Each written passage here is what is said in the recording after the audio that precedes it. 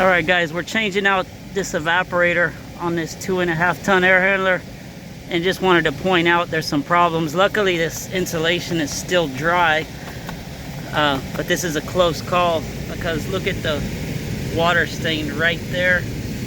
And if you look right there, you can easily see the drain port on the back of the pan. You can see it wasn't sealing very well.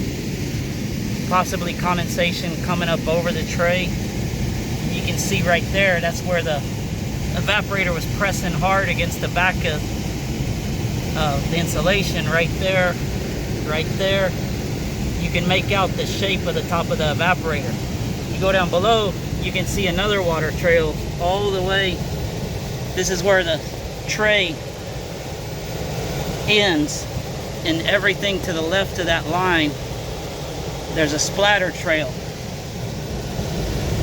That's a for sure sign that the static pressure on the return is too high.